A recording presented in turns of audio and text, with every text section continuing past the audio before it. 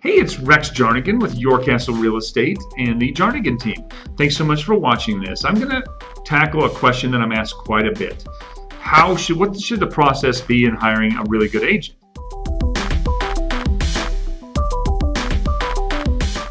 You know, hiring an agent is really a big deal. So I would like to have people just take it really seriously.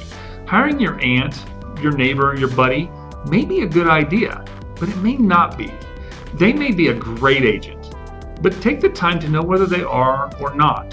I mean, you're making a decision with one of the biggest assets you'll ever have. So don't take it lightly. Don't hire somebody just because you feel obligated or because you like them. Hire them because they're the most qualified for the job. Some agents are great, and the only way to tell the difference is to look at their results. As with interviewing anybody for any position, being armed with a really good set of questions is super important. So there was a recent study done for the most important assets smart consumers are looking for in a real estate agent. The study was a compilation of information that they gathered from websites like Realtor.com, Zillow, Trulia, and they interviewed some of the top producing real estates in the country, and they put together an article and the most important things to ask. I've got the 7 most important things from that article that you should be looking for in an agent and questions you can ask. The first question is probably, in my opinion, by far the most important question on here. How experienced are you?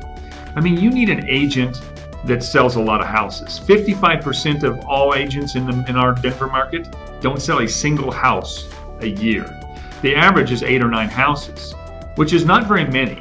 You want an agent that sells 30, 40, 50 properties a year and really knows what they're doing and has the experience with about every problem that can come up.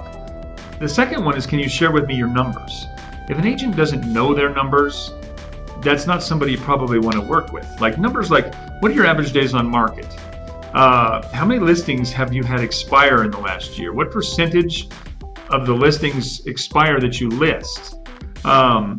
What is your average seller spend in inspection fees when the inspection comes through?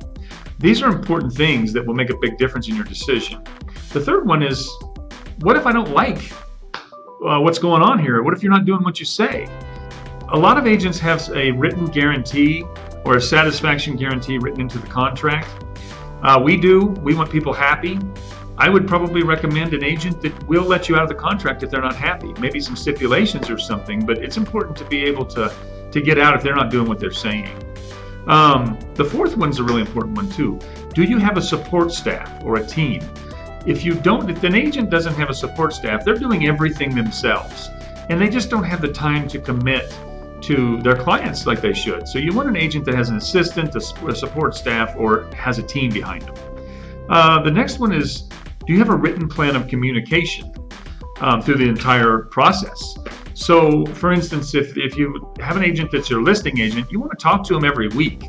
A lot of agents, I hear all the time from clients, they put a sign in the front yard and I never saw them again.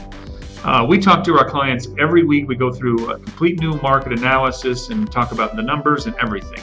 That's important and something that you really need them to have a written plan about. The next one is, do you personally work with buyers or sellers? It's my belief that these are 2 different jobs. An agent that primarily specifies either buyers or sellers, I think is a really big deal, and that was in the article as well.